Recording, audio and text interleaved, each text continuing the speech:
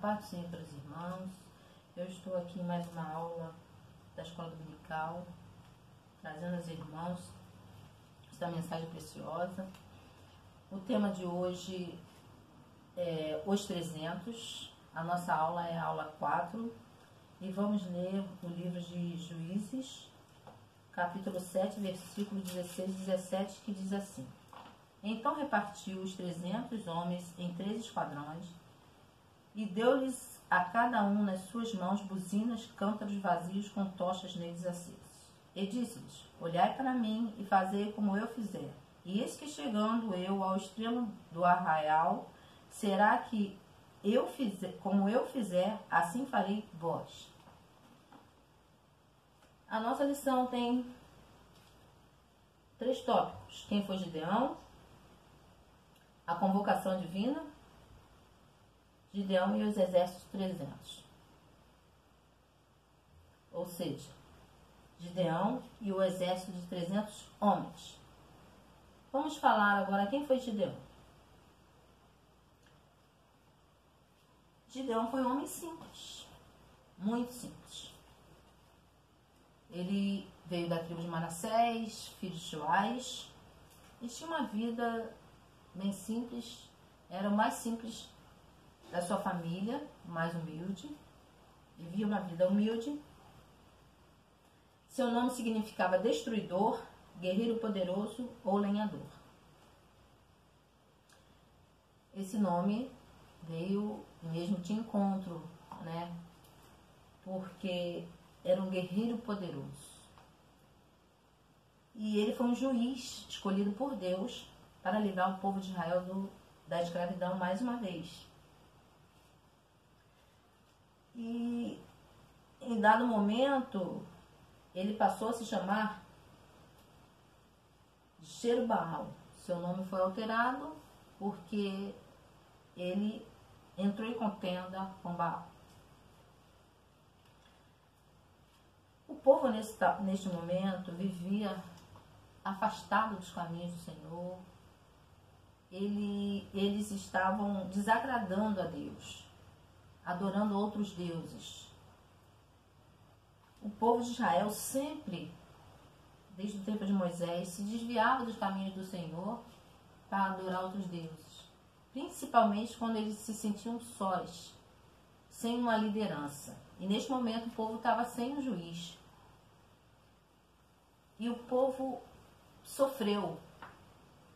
O povo sofreu porque tudo que eles consumiam, tudo que eles plantavam, tudo que eles tinham, os medianitas tiravam deles, roubavam. E assim o povo ficou pobre, empobreceram, muitos deles viviam em cavernas.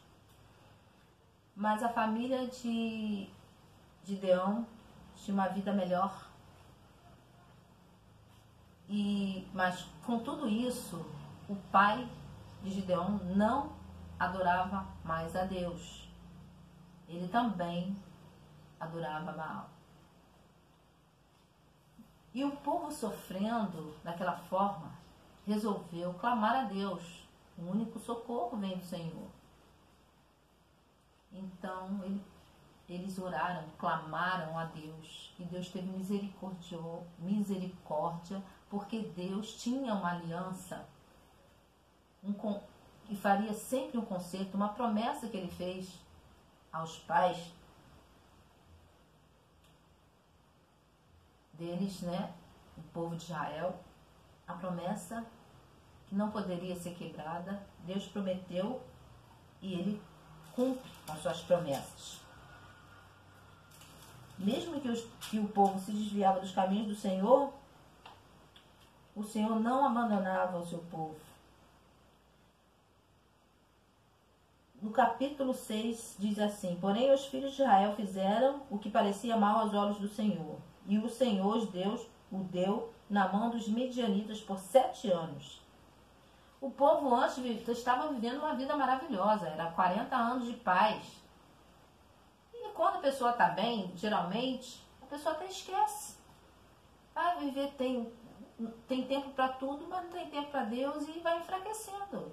E vai se desviando dos caminhos do Senhor. E aconteceu que o povo, ele se desviou, eles se desviaram do caminho do Senhor. E aí fez tudo que era mal aos olhos do Senhor, e o Senhor se entristeceu e deixou o povo sofrer, permitiu que o povo sofresse. E quando o povo começou a sofrer, porque quando nós sentimos na carne, é que nós vamos buscar a Deus. E o povo clamou. E esse momento, Deus teve misericórdia, porque Deus tinha um tratado. Deus tinha um tratado de nunca deixar de fazer o concerto, de renovar o concerto com o povo de Israel. E nesse momento, Deus convocou, falou, vou escolher outro juiz. E ele viu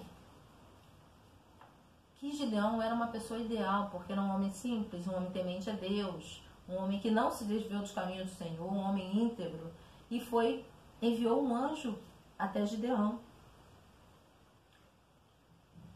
E convocou Gideão para ser o juiz, para livrar Israel, para juntar um exército e lutar contra os medianitas, para dar a vitória. E no momento em que o anjo apareceu, Gideão temeu. Ele sentiu um certo temor, porque ele, uma pessoa tão simples de família, ele era a família mais simples dos filhos de Joás, e ele pensou, como eu ia fazer uma coisa dessa? Eu não tenho experiência de guerra, como assim? E o que aconteceu? Ele resolveu fazer uma oferta ao Senhor para ter uma prova. E ele pegou carne de cabrito, bolos, e falou com o anjo. O anjo falou com ele para que ele colocasse essa oferta debaixo de um carvalho. E ali o anjo, com o seu cajado, fez um milagre. De maneira poderosa, o anjo fez com que aquele carvalho consumisse, aquele cajado, saísse fogo do cajado e consumisse toda aquela oferta que Gideão havia oferecido ao Senhor. E nesse momento Gideão viu que realmente era um anjo do Senhor. E ele falou, Senhor Jeová, que ouviu o anjo do Senhor face a face. Mas no momento que ele consumia, que aquela oferta fora consumida, o anjo sumiu dos olhos de Gideão. Ele desapareceu. Mas depois ele voltou, tornou a aparecer. E ali o Senhor falou para Gideão, tomai um boi do seu pai, a saber, segundo o boi, de 7 anos, e derriba o altar de Baal. Era uma responsabilidade muito grande. Mas Gideão tinha que obedecer à voz do Senhor. E Gideão falou, como eu vou fazer isso, né? Mas Deus estava com ele.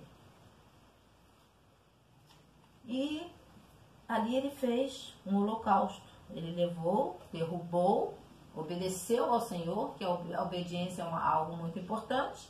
Ele obedeceu ao Senhor, colocou ali o seu holocausto, cortou os bosques, com a lenha do bosque ele fez o holocausto dele ao Senhor, perto do altar, um ponto mais alto do altar de Baal.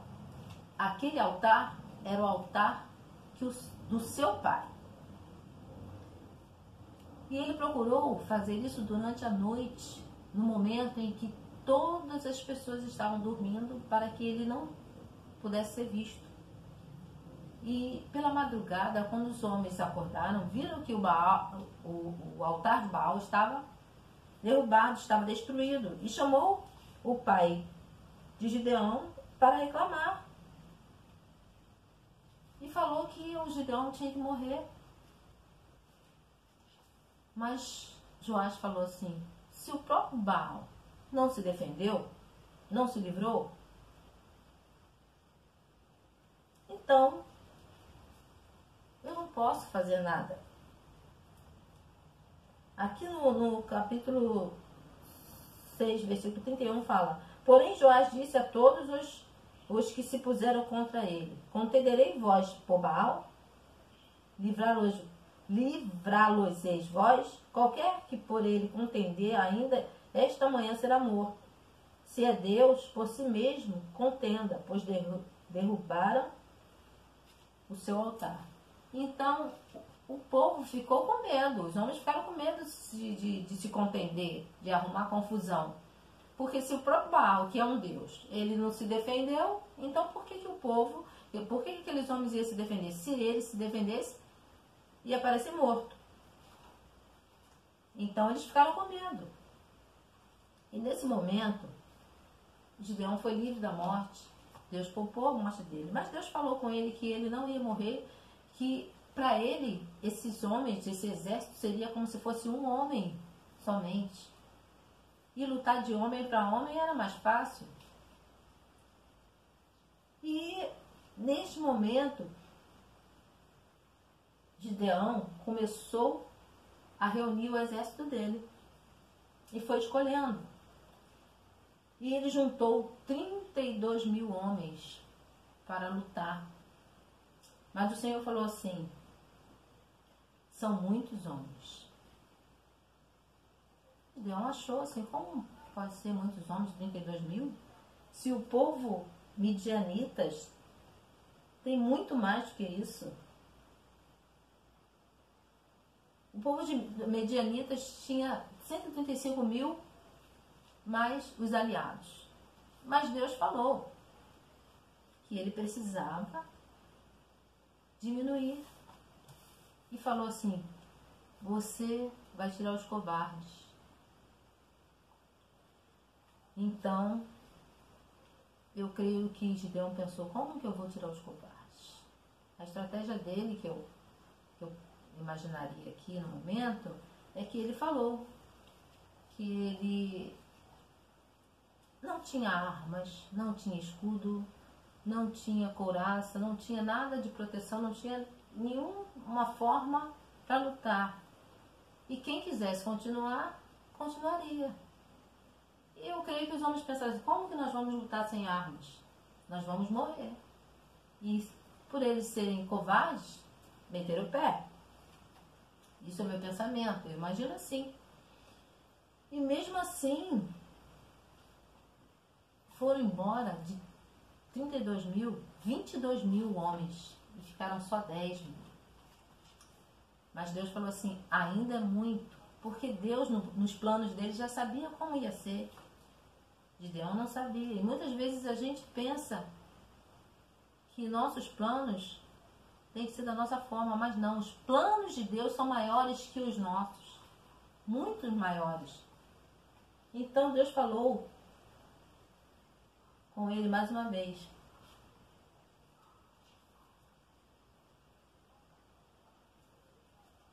Mas antes dessa confirmação, Gideão ainda ficou com medo, ficou com receio.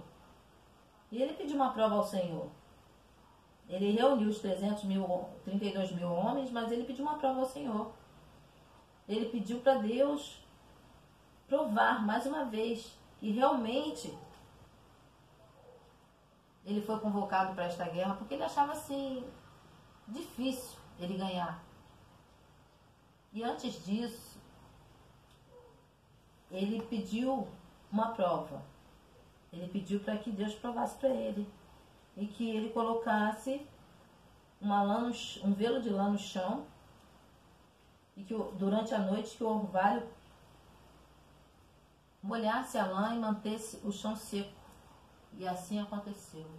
E ele pediu a confirmação, o confere, que fosse ao contrário.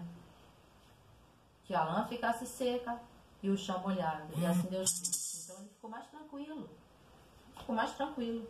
E assim ele obedecendo às ordens do Senhor, saíram 22.000, que foram covardes. E Deus achava que 10.000 homens ainda eram muitos. Precisava dispensar mais homens. E Deus deu uma estratégia para Gideão e falou: agora você vai tirar os descuidosos. E Deus falou para ele que mandasse os homens beber água no rio. E eles foram beber. E uns homens bebiam enfiando a cabeça na água. E outros pegavam a água com a mão, bebiam, estavam atentos, porque na forma que eles pegavam a água para beber, eles estavam olhando o que estava acontecendo. E nesse momento, Gideão, observando a cada um, ele viu que aqueles que enfiavam a cabeça para beber água, não observavam o que estava acontecendo em sua volta. E esses foram os descuidosos.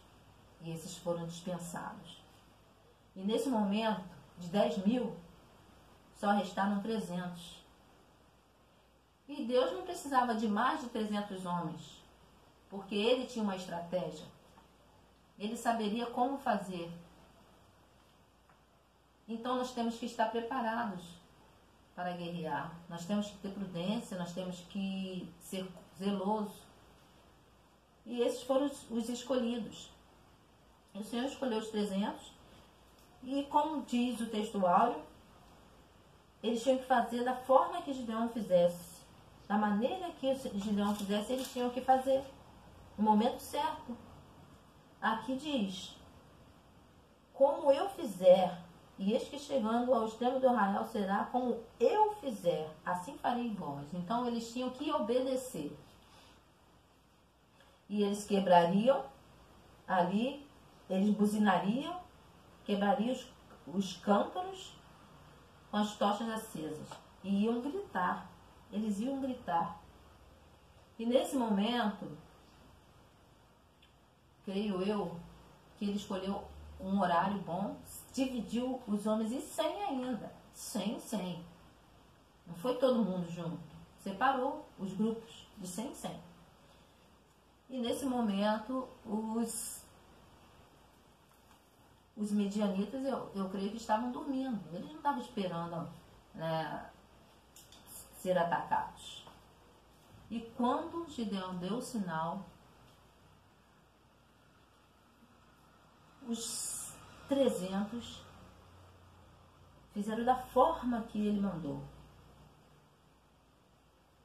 Eles tocaram a buzina, quebraram os cântaros, os jarros, quebraram, tudo junto, tudo unido, tudo juntinho. Buzinaram junto, quebraram junto e gritaram: a espada de Jeová é de Gideão.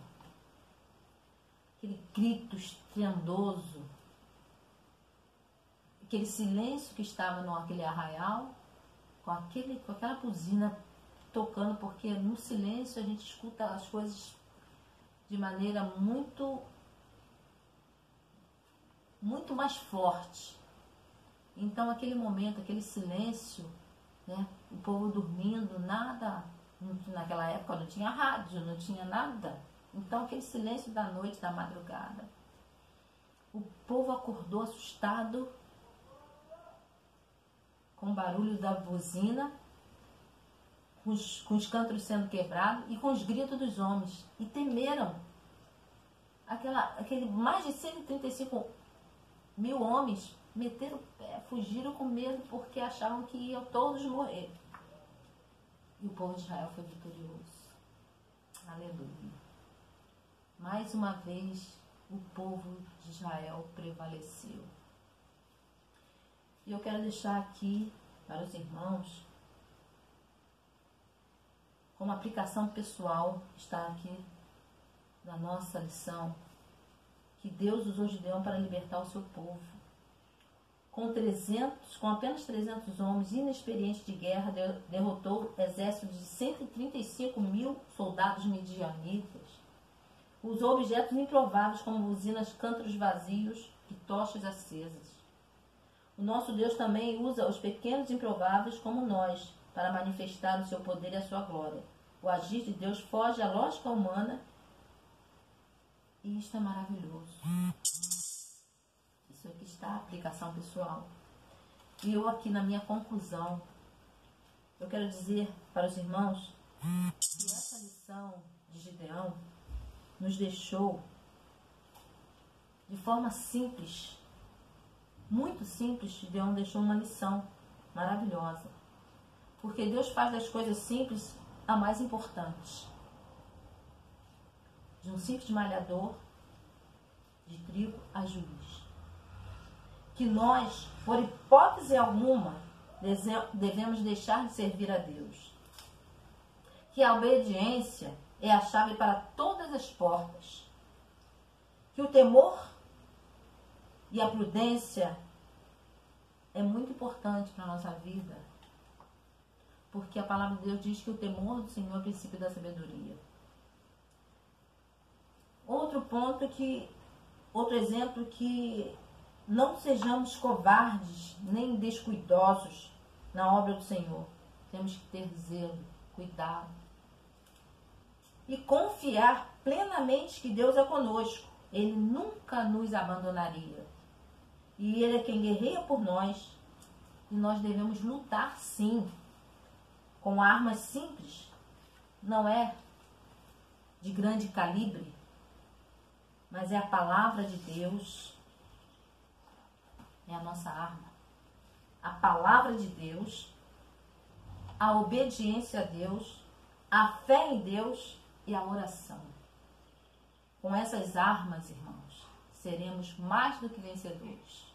Estamos atravessando momentos difíceis, momentos em que Deus está dando tempo para nós dependermos somente dEle. Porque no momento não tem um pastor, não tem um líder juntamente, fisicamente conosco. Mas Deus está conosco, Deus não nos abandona. E é nesse momento difícil que nós estamos atravessando que nós devemos se alimentar mais da palavra, buscar mais a Deus. Porque Deus também separou pessoas para ficar na linha de frente. Nesse momento, nesse exato momento, existem pessoas orando pela tua igreja, orando pelo povo de Israel, orando por nós, clamando pelas madrugadas. Há grupos orando dia e noite sem cessar, para que o povo de Deus seja vitorioso nesta batalha que estamos atravessando neste dia de hoje. Que possamos ser fiéis e obedientes ao Senhor, porque o mais importante de tudo é a obediência, é a fidelidade com Deus e com a sua palavra, é confiar no Senhor.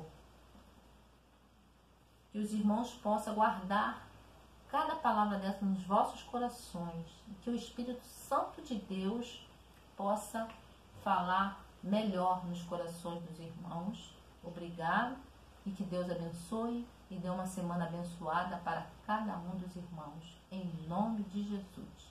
Amém.